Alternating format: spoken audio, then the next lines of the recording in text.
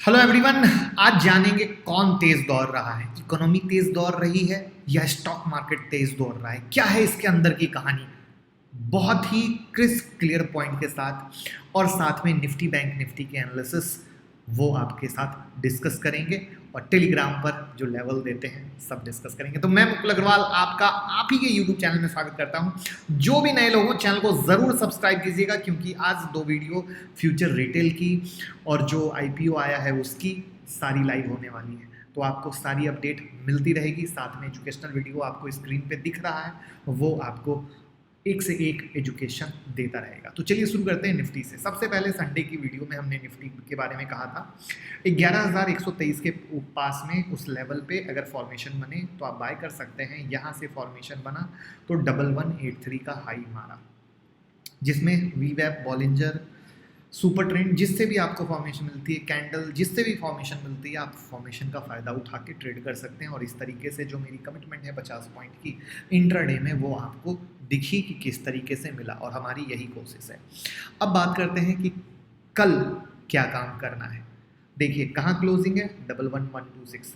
मैं वीडियो कब बना रहा हूँ, मार्केट खुलने से पहले। इसकी मैं टाइमिंग चेंज कर देता हूँ, कोलकाता कर देता हूँ, तो आप लोगों को समझ में आ जाएगा। 621 यूएस मार्केट खुलने से पहले लेवल देता हूँ। फिर से देखिए संडे वाले ही लेवल, 11123 सपोर्ट, 11023 सपोर्ट, 10850 सपोर्ट, और रेजिस्टेंट में 244, 11540। कल कैसे ध्यान देना है, चूंकि अब देखिए ये क्या है, सपोर्ट के पास ही है। यूएस मार्केट क्या रहेगा हमें नहीं पता। तो अगर 11123 के पास में फॉर्मेशन के साथ मार्केट रहे तो आप बाय कीजिए, वरना इसके नीचे में मार्केट रहे और फॉर्मेशन के साथ सेल मिले तो आप सेल भी कर सकते हैं बिंदास, कोई कंफ्यूजन नहीं। नीचे में 11023 आए वहाँ पे बाय, या फिर उसके नीचे सस्टेन करे तो सेल। बाकी तो 244 एक मेजर लेवल क्रिएट हो चुका है, जो मैंने एक चार्ट में भी डिस्कस के साथ बताया था कि ये जो रेंज है ये एक मेजर लेवल के रूप में डिस्कस हो रहा है, क्योंकि यहाँ पे ये गैप भी है, जो गैप होल्ड कर रहा है, चूँकि इसका लो 244.60 का है, और अभी तक मार्केट ने 238 मतलब मोटा मोटी उस रेंज को लिया है। तो ये लेवल को इग्नोर मत कीजिएगा, ध्यान दीजिएगा, और जिसके कारण मेरे लेवल लगातार अभी तक बदले नहीं हैं, और मैं आपको कंटिन्यू बोल रहा हूँ कि इस लेवल पे पूरा फोकस रखिएगा। और एवरीडे मार्केट ऊपर के लेवल से गिर रहा है 244 बिना ब्रेक किए हुए। तो इंट्राडे की कहानी अलग होती है, स्विंग की कहानी अलग होती है, और ये होता है कि कैसे आप क्या लेना चाहते हो। साथ में आप ये देख रहे हो कि टेलीग्राम पे डेली 3 to 5 स्टॉक, जिसमें ये स्टॉक आपके ही पसंद के हैं, और आपके पसंद पे आप लोगों ने बजाज फाइनेंस, हिंदुस्तान यूनिलीवर और आईजीएल मैंने सेलेक्ट किया था आपकी पसंद में से। वो तीनों लेवल दिए थे, और वो तीनों लेवल का लेवल हमने यहाँ अपडेट किया। फॉर्मेशन नहीं बना, फॉर्मेशन बना। तो आज की वीडियो पे भी आप कमेंट कर दीजिएगा, आपको किस स्टॉक के बारे में जानना है, उसको मैं टेलीग्राम पे डाल दूंगा और आपको उसके लेवल मिल जाएंगे। तो ये है सपोर्ट और रेसिस्टेंट का लेवल विद फॉर्मेशन।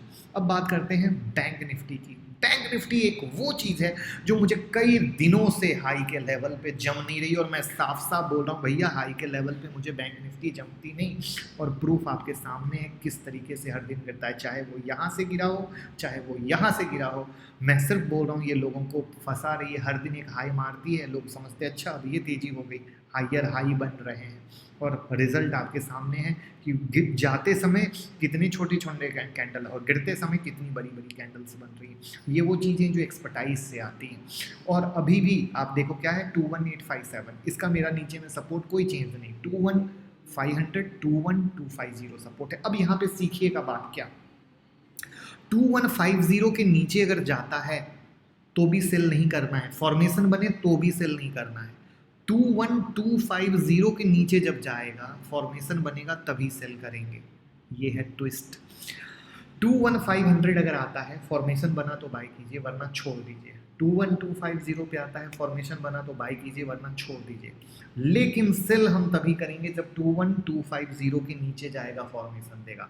और सेल के लिए जो मेरा लेवल है दूर वाला 23150, वही वैलिड है, यानी ये गिर गया, क्योंकि मेरे को ऊपर में बाइंग जमी नहीं रही। अब आप कैसे कर रहे हैं ये आपका प्रॉस्पेक्ट है, मैं आपको गाइड कर रहा हूँ, ये मेरा प्रॉस्पेक्ट है। आप समझ पा रहे हैं, नहीं समझ पा रहे हैं, ये आपकी दुनिया है। लेकिन मेरी कोशिश है मैं आपको टिप्स प्रोवाइडर की दुनिया से बाहर निकालूँ और आपको सही गाइड करूँ।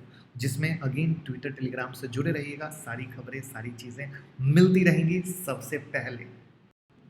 अब बात करते हैं कौन तेज दौड़ रहा है, इकोनॉमी या स्टॉक मार्केट। अगर ईमानदारी से देखा जाए तो इकोनॉमी को सांस लेने में भी तकलीफ हो रही है, लेकिन स्टॉक मार्केट को तो ऐसा इंजेक्शन पड़ा है, वो दौड़ रहा है। तो आखिर क्या चल रहा है, कहाँ पर है इतना बड़ा गैप, जिसे समझने की बहुत ही ज़्यादा नीड है। और अगर ये गैप हमने समझ लिया तो हमारी ट्रेडिंग भी आसान रहेगी और इन्वेस्टिंग भी। यस, ट्रेडिंग भी और इन्वेस्टिंग भी। तो देखिए, शुरू करते हैं कुछ क्लियर पॉइंट से।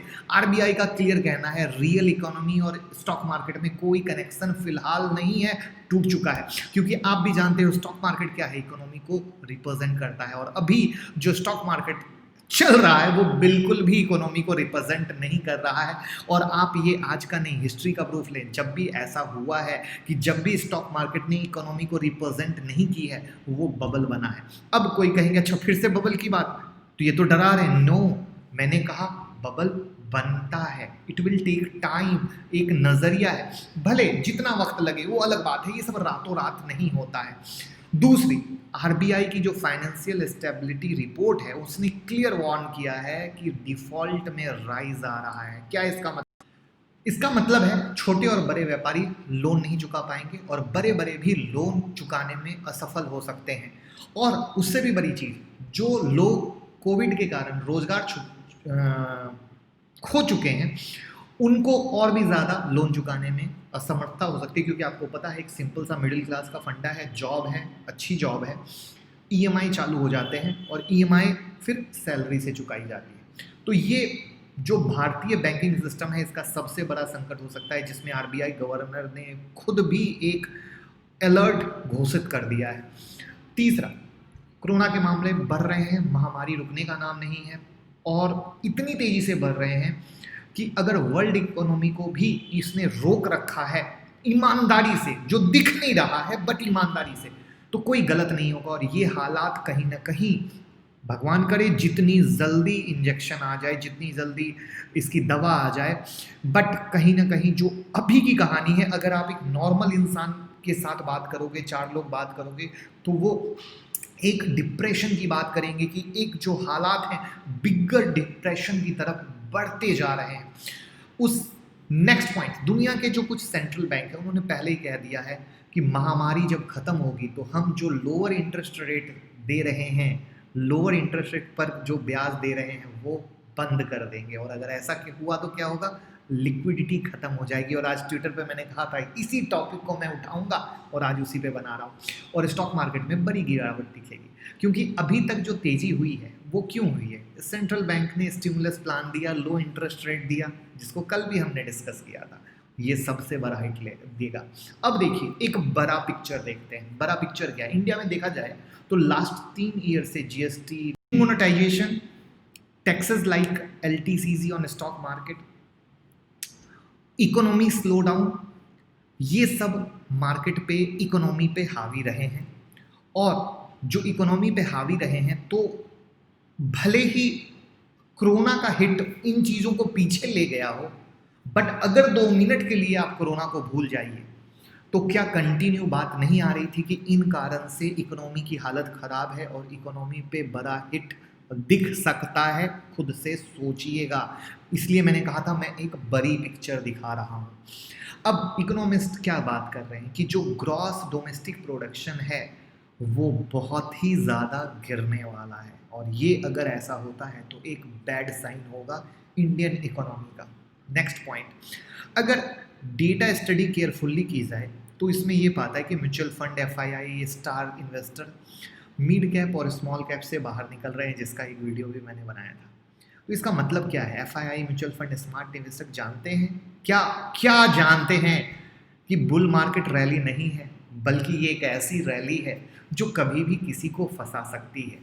क्या? क्वेश्चन मार्क याद रखिएगा। अगर आप ध्यान से देखें तो स्टॉक मार्केट की रैली में एक बड़ा योगदान किसका है? रिलायंस, बाहुबली रिलायंस का। जबकि large cap, mid cap, small cap का पार्टिसिपेशन उस लेवल का नहीं है जो रियल बुल मार्केट की रैली में होता है।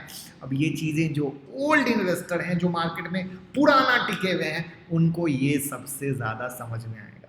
और अगर सोचिए कि अगर रिलायंस का करेक्शन शुरू हुआ तो स्टॉक मार्केट किस लेवल पे गिर सकती है। नेक्स्ट, लॉकडाउन के बाद 1.2 मिलियन नए डीमेट खुले हैं, आपको भी पता है। रीज़न, नौकरी छूटा, बिजनेस बंद है, शेयर बाजार में सट्टेबाजी कह लीजिए, इन्वेस्ट कह लीजिए, करना शुरू किया। इनका क्या मकसद था कि भैया दुकान बंद है, जॉब बंद है, मंथ का पैसा आ जाए। जैसे एटीएम मशीन लगी पड़ी है तो इन लोगों ने शॉर्ट टर्म और क्विक मनी के लिए पैसा लगाया, करेक्ट, यानी बिना जाने बिना समझे।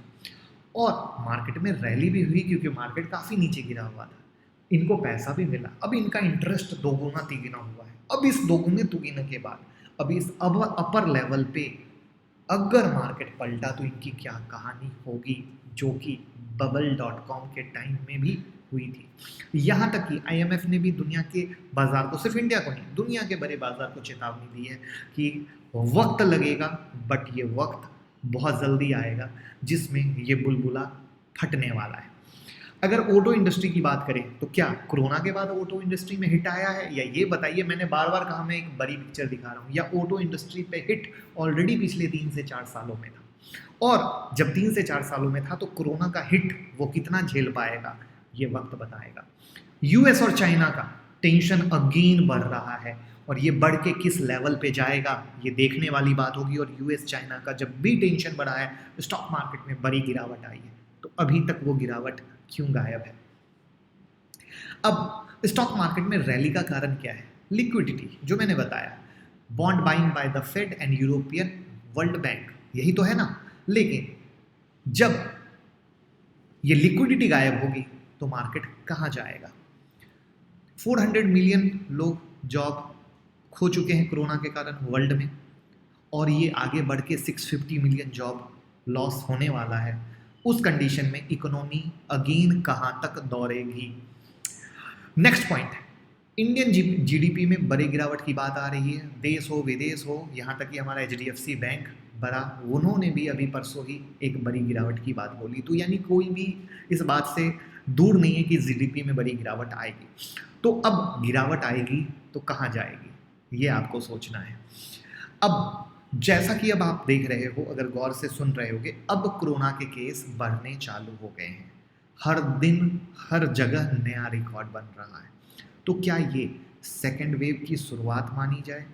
क्या ये कहीं ना कहीं सरकार के द्वारा छुपाया गया डेटा है कि वो पैनिक ना क्रिएट करे?